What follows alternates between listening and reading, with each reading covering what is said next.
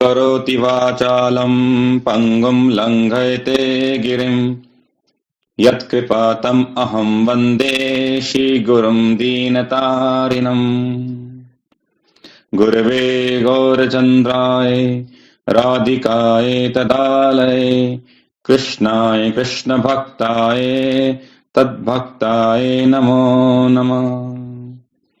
श्रीकृष्ण चैतन्य प्रभु नित्यानंद श्री अद्वैत गदाधर शिवासादि गौर भक्त वृंद।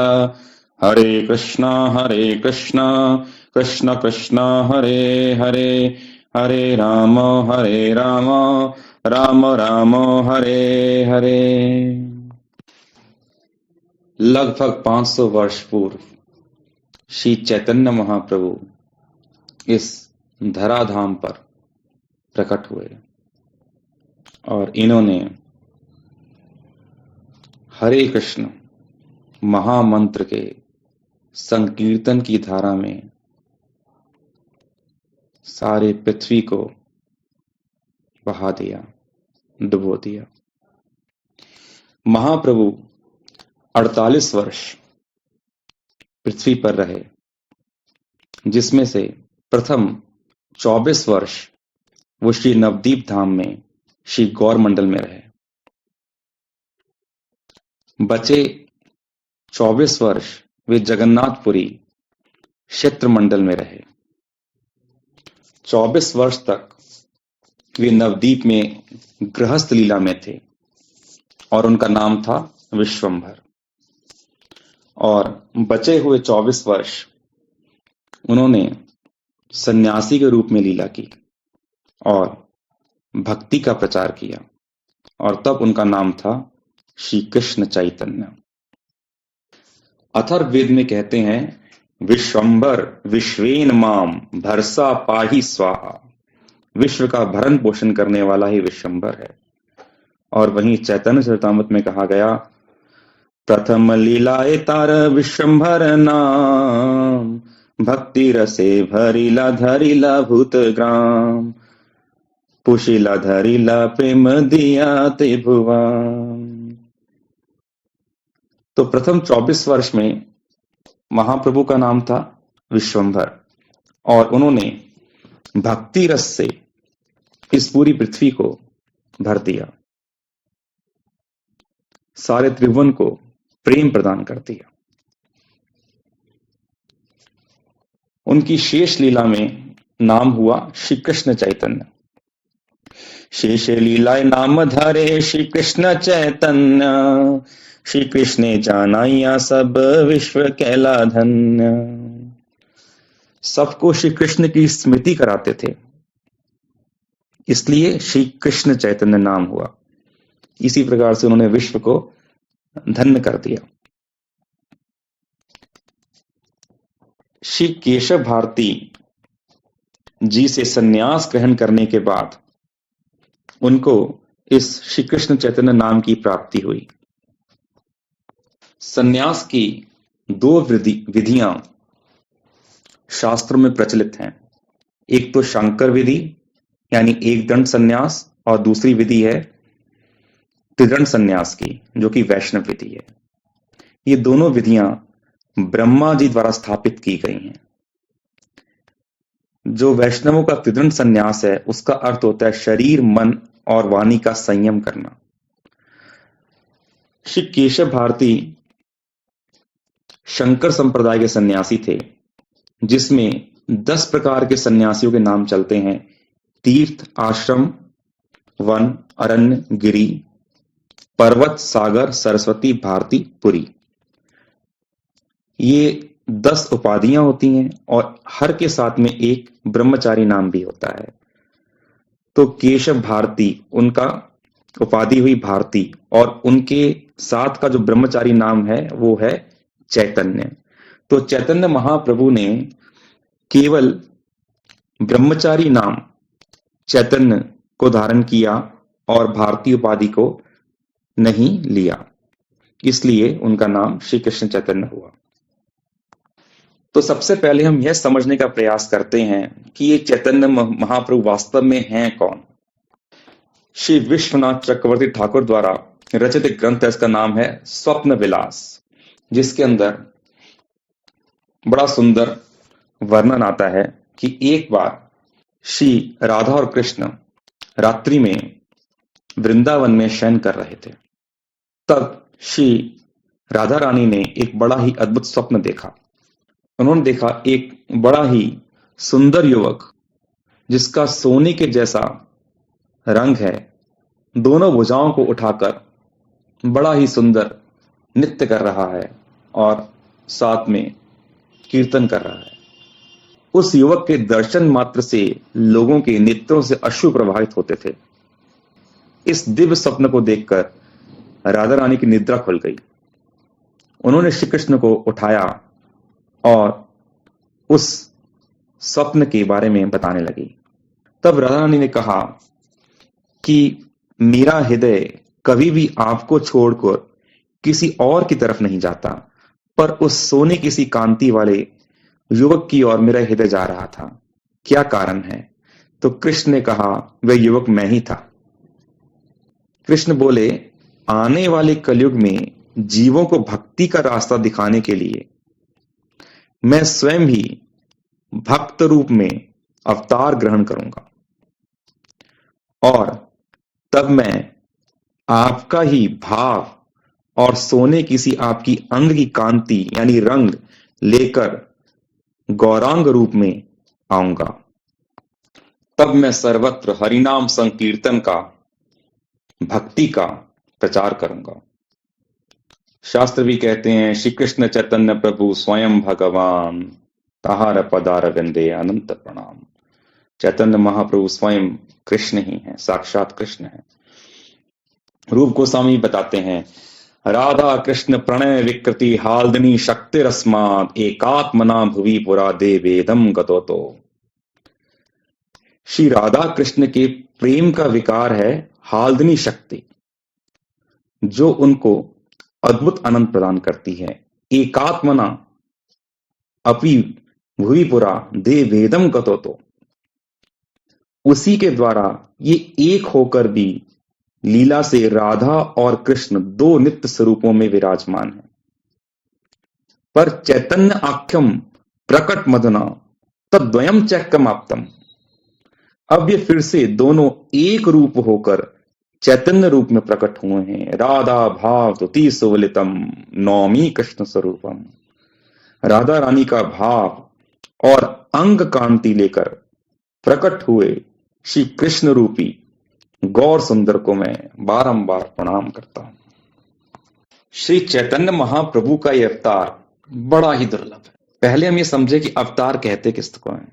लघु भागवतामृत में श्री बलदेव विद्याभूषण प्रभु बताते हैं टीका में, अप्रपंचात प्रपंचे अवतरणम खलवतारः, जो बैकुंठ से इस संसार में आते हैं भगवान के स्वरूप, उनको ही अवतार कहा जाता है। मायातीते पर व्योमे सवार अवस्थान विश्व अवतरी धरे अवतार नाम, जो पर व्योम से इस विश्व में अवतरित होते हैं भगवान के स्वरूप, उनको ही अवतार कहा जाता है। परंतु इसमें भी एक तो अवतार होता है और एक होता है अवतारी, यानी मूल पुरुष जिससे सारे अवतार प्रकट होते हैं।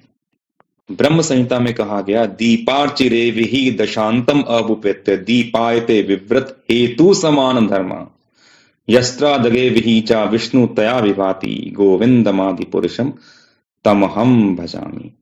जैसे एक दीप से समान अनेकों दीप जलाए जा सकते हैं, उन सबके गुण धर्म समान रहेंगे, परंतु मूल दीप एक ही रहेगा जिसके द्वारा ये सारे दीप प्रज्वलित हुए हैं। तो जिसकी भगवत्ता से बाकी सारे अवतारों की भगवत्ता होती है, उसको स्वयं भगवान कहा जाता है। यार भगवत्ता हैते अन्येर भगवत्ता स्वयं भगवान शब्देर तहा तेरे सत्ता दीप हैते यचे बहु दीपेर ज्वलन मूल एक दीपता करिए गण। तो वही मूल अवतारी श्री कृष्ण हैं। भागवतम में 24 अवतारों का वर्णन किया गया, कहा गया एते चांस कलह पुंसा कृष्णस्तु भगवान स्वयं। ये सारे के सारे भगवान के अंश हैं, या कला यानी अंश के अंश हैं, परंतु कृष्ण स्वयं अवतारी मूल भगवान है। तो ये स्वयं भगवान, मूल भगवान जो हैं, इनका इस प्रपंच में, संसार में आना बड़ा ही दुर्लभ है। ब्रह्मा जी के एक दिन में ये स्वयं भगवान केवल एक बार आते हैं। सतयुग, त्रेता, द्वापर और कली, इन 4 युगों को मिलाकर चतुर्युगी कहा जाता है। जब ऐसी 1000 चतुर्युगी बीतती हैं तो ब्रह्मा जी का एक दिन पूर्ण होता है, और ऐसी ही 1000 चतुर्युगी की ब्रह्मा जी की रात होती है। एक चतुर्युगी लगभग 40 लाख साल की होती है, और 1000 चतुर्युगी लगभग 4 अरब साल की होती हैं।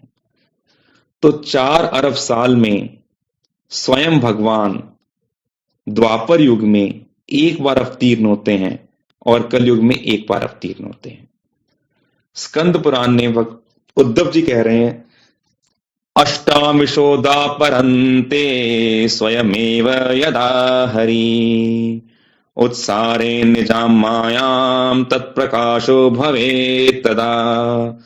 अष्टाविंशे अर्थात 28वें द्वापरंते, द्वापर में स्वयं हरि, स्वयं रूप भगवान जो है वो प्रकट होते हैं। ब्रह्मा जी के एक दिन के 1000 चतुर्युगी में जो 28वां चतुर्युग है, उसके अंदर द्वापर में स्वयं कृष्ण आते हैं। बाकी सब युगों में महाविष्णु अवतार लेते हैं, पर मूल कृष्ण केवल द्वापर में आते हैं, 28वें द्वापर में। और उसी 28वें चतुर्युगीय कलयुग में गुप्त अवतार श्री चैतन्य महाप्रभु आते हैं, जो कि स्वयं कृष्ण ही महाप्रभु के रूप में आते हैं।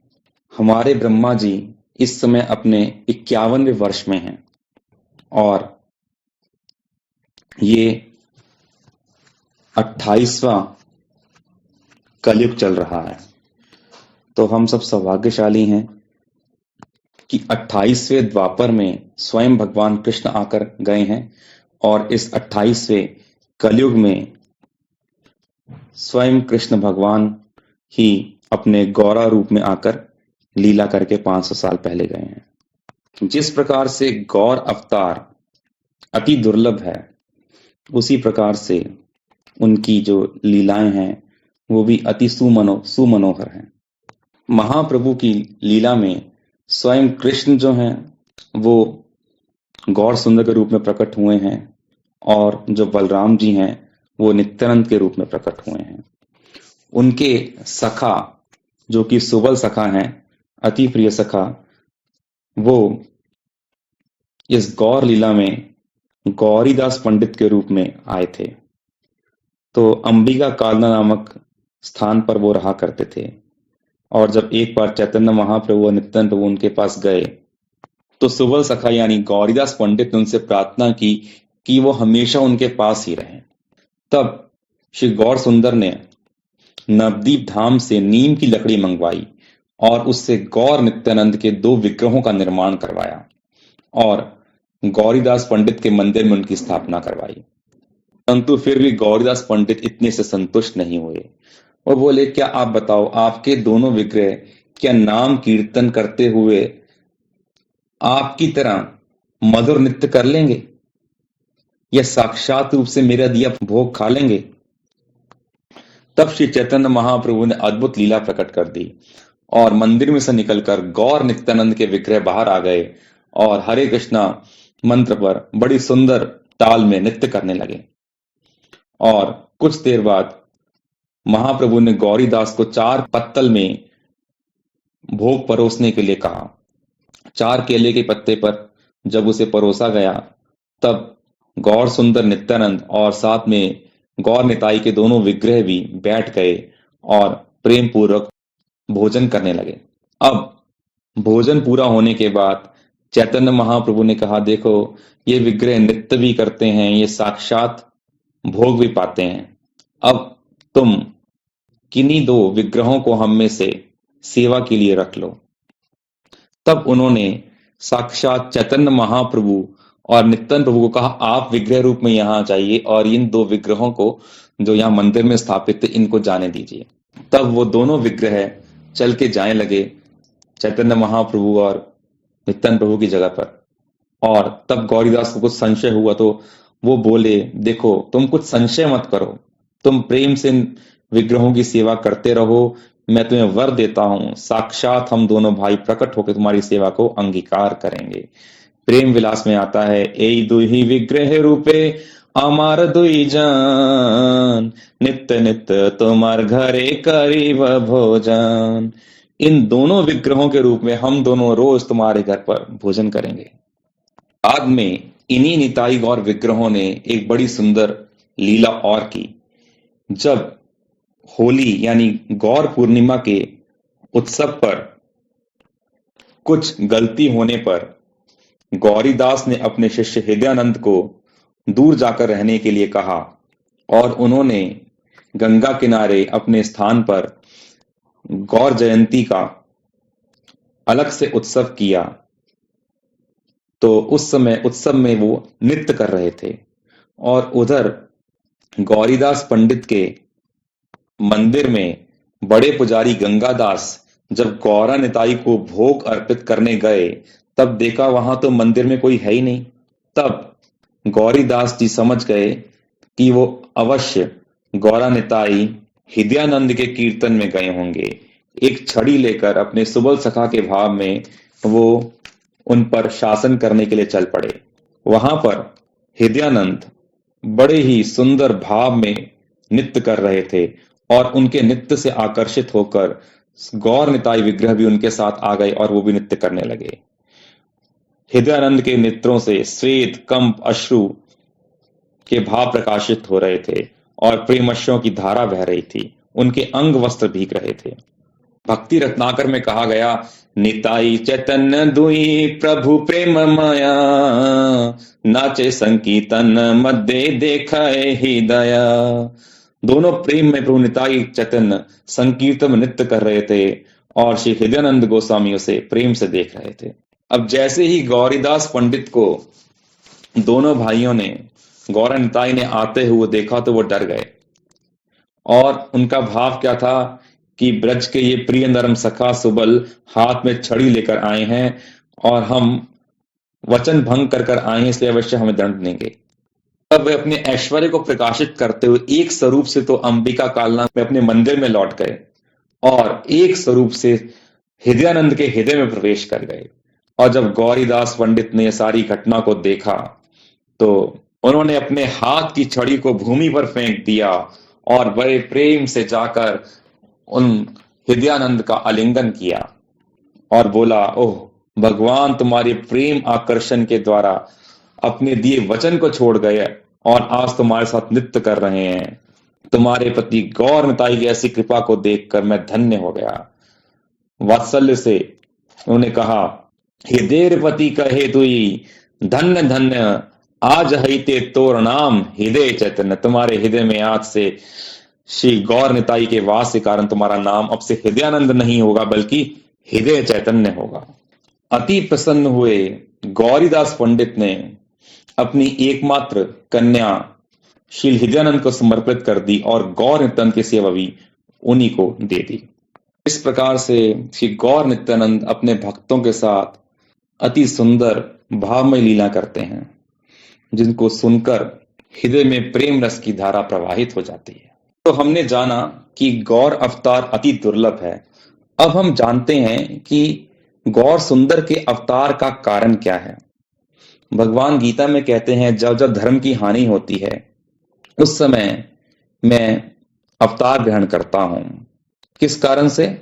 साधुओं की रक्षा के लिए, परित्रणाय साधूनाम, दुष्टों के विनाश के लिए, विनाशाय च दुष्कृताम, धर्म संस्थापनाम अर्थाय, धर्म की संस्थापना के लिए हर युग में मैं अवतार ग्रहण करता हूं। तो हर युग का एक धर्म होता है। जैसे भागवत में कहा गया, कृतयध्यायते विष्णु त्रेतयाम यजतो मखा द्वापरे परिचर्यायाम कलो तद हरि कीर्तना। कृतयुग कृतयुग यानी सतयुग में भगवान का ध्यान ही धर्म था, त्रेता युग में यज्ञ करना, द्वापर युग में भगवान का अर्चन सेवा करना, और कलयुग में हरि कीर्तन ही परम धर्म है। हर्षे प्रभु कहे सुन स्वरूप राम राय, नाम संकीर्तन कलो परम उपाय, संकीर्तन यज्ञ कलो कृष्ण आराधन, सेई तसुमेधा पाए कृष्णे रचरण। कृष्ण वर्णम तुषा कृष्णम सांगोपांग अस्त्र पार्षदम, यज्ञ संकीर्तन प्रायरंति ही सुमेध सा। तो कलयुग का जो धर्म है वो हरिनाम संकीर्तन है, और उसी धर्म की संस्थापना के लिए गौर हरि इस कलयुग में आए। उन्होंने इस धर्म का स्वयं आचरण करके शिक्षा प्रदान की, यानी आचार्य की भूमिका निभाई। अपनी आचारी भक्ति शिखामु सवारे, अपने न केले धर्म शिखान न जाए। जो स्वयं आचरण नहीं करता वो किसी को कोई धर्म या शिक्षा नहीं दे सकता। इसलिए भगवान ने स्वयं भक्त बनकर भक्ति की और लोगों को भक्ति की शिक्षा दी कि भगवान को प्रसन्न कैसे किया जाता है, भगवान की भक्ति किस प्रकार से की जाती है। जीवों को प्रेम भक्ति का दान करने के लिए महाप्रभु का अवतार हुआ, और ये उनके अवतार का साधारण कारण था, परंतु उनको राधा रानी का भाव लेकर आने की आवश्यकता क्या पड़ गई। तो इसके पीछे गौर सुंदर के अवतार का एक गुप्त कारण भी है, जिसको कृष्णदास कविराज गोस्वामी बताते हैं।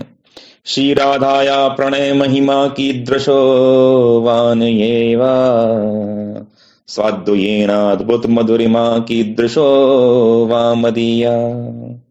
श्री राधा रानी के प्रेम की क्या महिमा है, कृष्ण इसको जानना चाहते थे। स्वादो येन अद्भुत मधुरिमा कीदृशो वामदीया, मेरे रूप की माधुरी कैसी है जिसका सुख राधा रानी लेती हैं।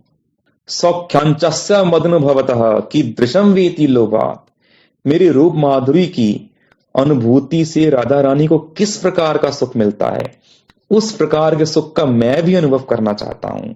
तद भावाड़या समजनी सची गर्भ संदोहरिंदु, इन तीन लालसाओं को पूर्ण करने के लिए श्री कृष्ण गौर रूप में अवतीर्ण हुए। कौन सी तीन बातें? राधा रानी के प्रेम की महिमा क्या है, राधा रानी कृष्ण के रूप के माधुर्य का किस प्रकार का सुख अनुभव करती हैं, और राधा रानी को जिस प्रकार का सुख अनुभव होता है उस प्रकार का सुख कृष्ण भी अनुभव करना चाहते हैं। तीन इच्छाओं को पूर्ण करने के लिए श्री कृष्ण राधा रानी का भाव और उनकी अंग कांति लेकर प्रकट हुए। तो भगवान के भक्त भक्ति करके किस प्रकार के सुख का अनुभव करते हैं, उस प्रकार के सुख और आनंद का अनुभव भगवान कृष्ण भी करना चाहते हैं, और इसलिए वो भक्त रूप में आए हैं। भक्त भाव अंगीकार कर भक्त रूप में अपनी भक्ति कर वो भक्ति के रस का आनंद लेना चाहते हैं, और इसलिए वो कौन से भक्त का भाव लाए? राधा रानी का, जो सर्वोत्तम भक्त है। अन्य आराधिता नूनम भगवान हरिमेश्वरा, जिसने भगवान की अनन्य आराधना करके उनको संतुष्ट किया है, उन्हीं राधा रानी का भाव लेकर भगवान गौर सुंदर के रूप में आते हैं। श्री चैतन्य महाप्रभु की लीलाओं का विशेष रूप से वर्णन करने वाले 4 प्रमुख ग्रंथ हैं।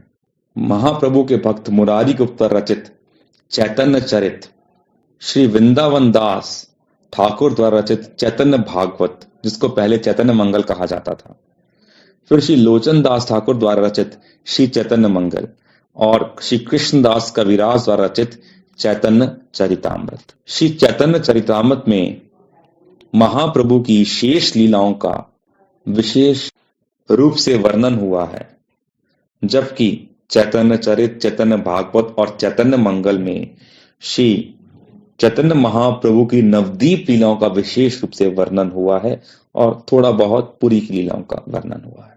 जो भक्त महाप्रभु के विषय में जानना चाहते हैं उनको इन ग्रंथों पर अवश्य दृष्टि करनी चाहिए। श्री रूप गोस्वामी ने चैतन्य महाप्रभु के नाम रूप गुण लीला को बड़े स्पष्ट रूप से एक श्लोक में बताया है। कहा, नामो महावदन्याय कृष्ण प्रेम प्रदायते, कृष्णाय कृष्ण चैतन्य नामने गौरतसे नमः। उनका नाम क्या है? श्री कृष्ण चैतन्य। ये कौन है? स्वयं कृष्ण। कृष्णाय कृष्ण चैतन्य नामने। इनका विशेष गुण क्या है? ये महावदान्य है, सबसे बड़े दयामय हैं।